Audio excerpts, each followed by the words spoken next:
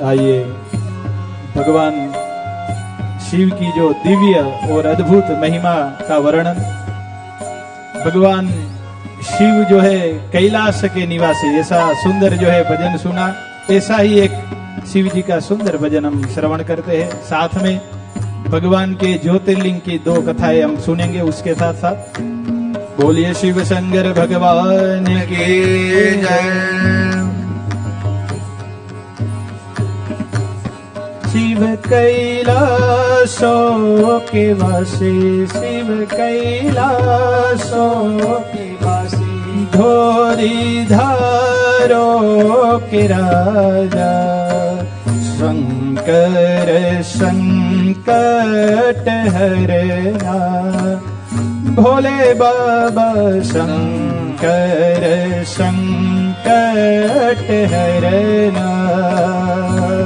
शिव कैलाशों के वासी, धोरे धारों के राजा, शंकर संकट हरना, भोले बाबा शंकर संकट हरना।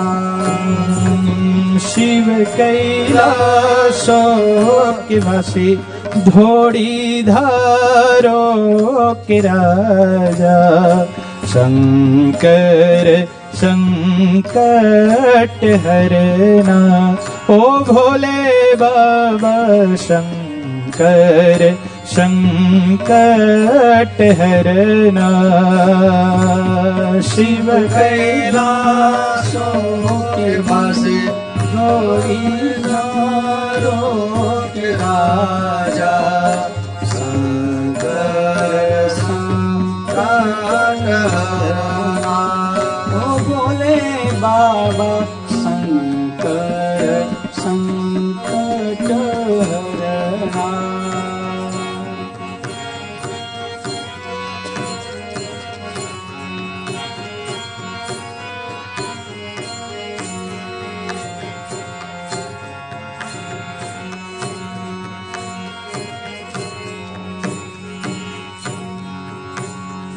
तेरे कैलाशों का अंत न पाए,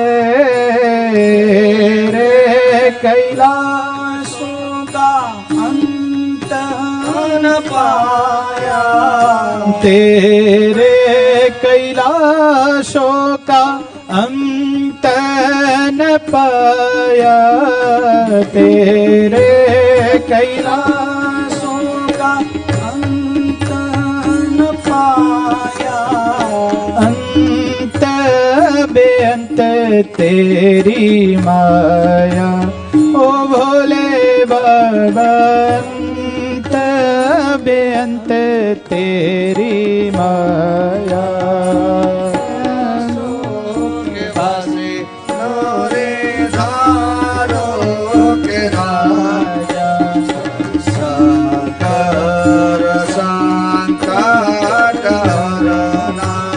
हो भोले बाबा शंकर संकट हरना। ये भगवान संकट कैसे हरते हैं, तो ऐसी सुंदर कथा नागनाथ भगवान ज्योतिर्लिंग, नागेश्वर ज्योतिर्लिंग की सुंदर कथा है। एक सुप्रिय नाम का एक वैश्य था।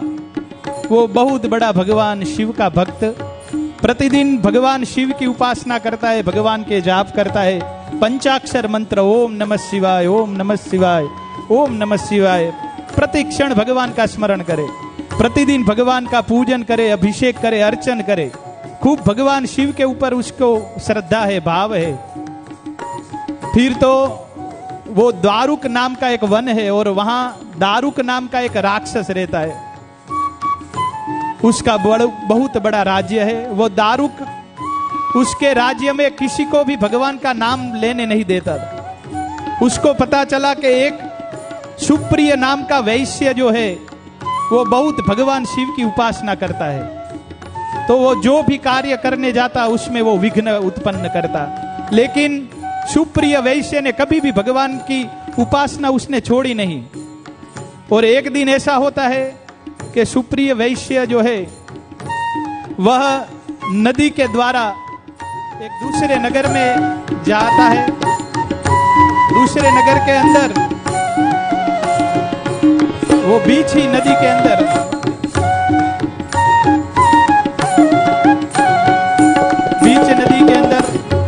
और बीच नदी में वो दारुक राक्षस ने सुप्रिय वैश्य का हरण कर लिया। उसके साथ नाव में जो भी बैठे थे सबको वो पकड़कर जो है अपने वह महल ले गया और सभी को जेल में बंद कर दिया।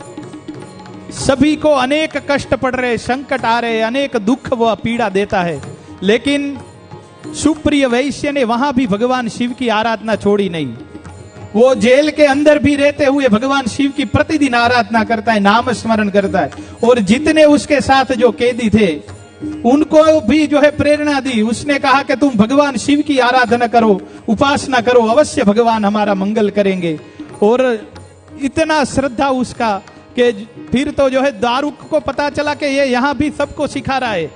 अब इसको एकदम जो है कष्ट होने लगा। उसने अपने मंत्रीगणों को बुलाकर कहा कि सबको जो है नाम बंद कर दो, इतना कष्ट दो।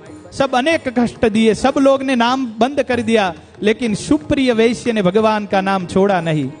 अब तो जो है दारुक इतना जो है भयंकर शस्त्र लेकर आया और उसको मारने के लिए जब जा रहा है, उसको यह सुप्रिय वैश्य को पूर्ण श्रद्धा थी कि मेरे भगवान जो है अवश्य पधारेंगे। वह ध्यान मग्न हो गया और भगवान शिव का जो है ध्यान धरने लगा। अंदर जो है दारुक जाकर देखता है कि ये आंखें बंद करके बैठा है, तो उसको लगा कि अभी जो है अभी यहाँ मेरे सामने ऐसा कर रहा है, अब तो मार ही दूंगा। बहुत जोर जोर से चिल्लाकर प्रहार करने के लिए जैसे ही जाता है यह दारुक राक्षस, तभी भगवान भोलेनाथ वहां उत्पन्न होते। एक दिव्य ज्योति कांति वहां प्रकट होती है और वह भगवान शिव स्वयं जो है वहां आकर, और भगवान शिव ने अपना शस्त्र जो है वह सुप्रिय वैश्य को प्रदान किया और वह शस्त्र के द्वारा जो है दारुक का वध करते हैं। और उसी समय वहां भगवान ने जो है सुप्रिय वैश्य आदि सभी भक्तों को वहां से छुड़ाया और कहा कि आज के बाद मैं यही निवास स्थान, मेरी ज्योति यहाँ रहेगी। और उसको हम जो है नागनाथ कहते हैं। बोलिए नागेश्वर भगवान की जय।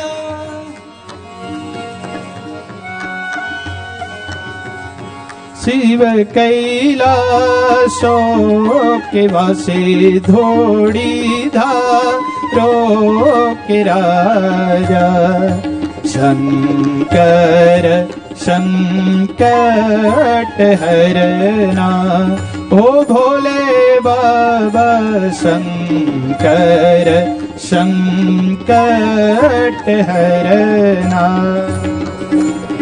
शिव कैलाशो के वासी धोड़ी धारो के राजा, शंकर संकट हरना, ओ भोले बाबा शंकर संकट हरना।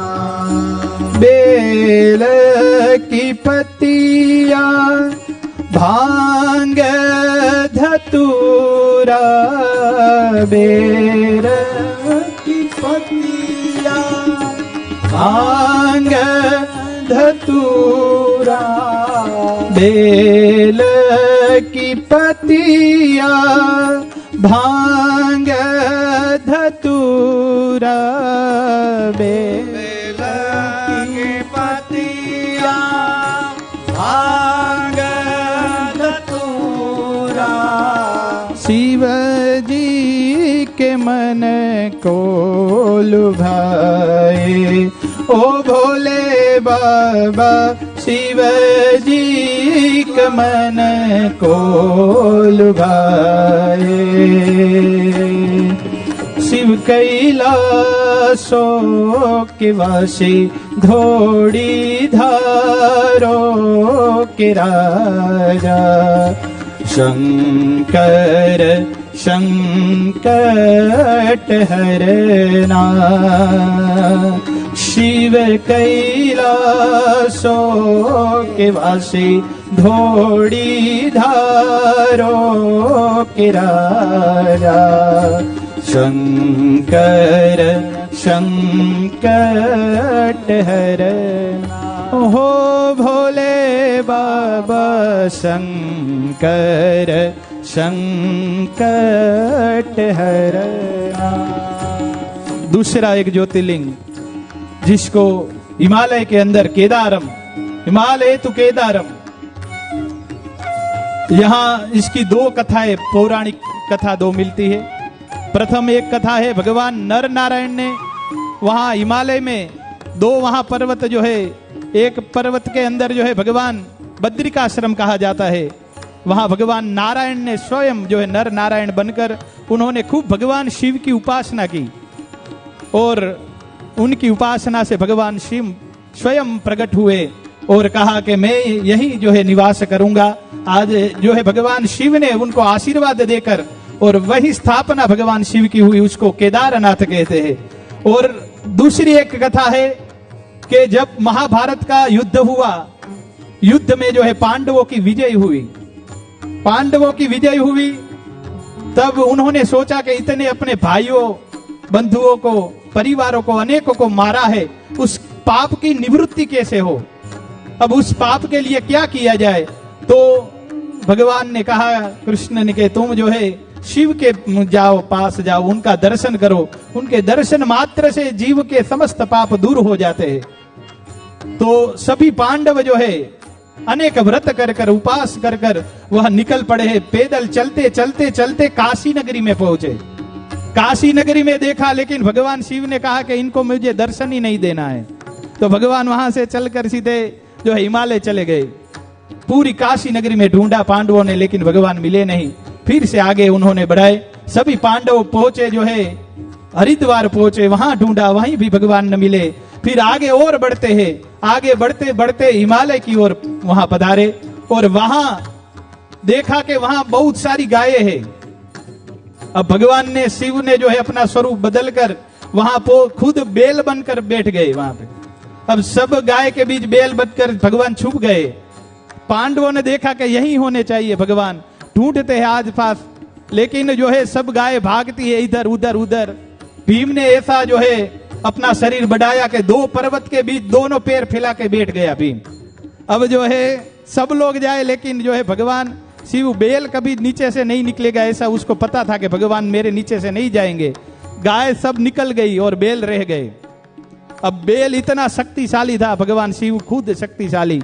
अब भीम ने सोचा कि इनको पकड़ा कैसा जाए, तो भीम ने जो है कूद कर और भगवान के पीछे जो बेल का भाग जो रहता है उसको पकड़ लिया।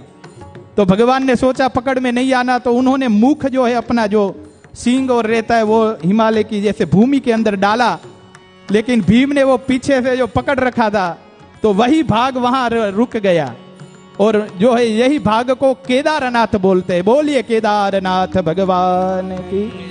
लेकिन उनका दूसरा भाग जो मुख वाला भाग था वो नेपाल के अंदर निकला, उसको पशुपतिनाथ कहा जाता है। इसीलिए जो है केदारनाथ के दर्शन करे तो पशुपतिनाथ के भी दर्शन अवश्य करने पड़ते हैं, तभी जो है उसका पुण्य फल प्राप्त होता है। तो भगवान ने फिर वहां जो है सभी के ऊपर प्रसन्न होकर पांडवों को आशीर्वाद दिया और कहा जाओ तुम सभी समस्त पापों से निवृत्त हो, और इस कारण भगवान ने उनके भी संकट हर लिए है।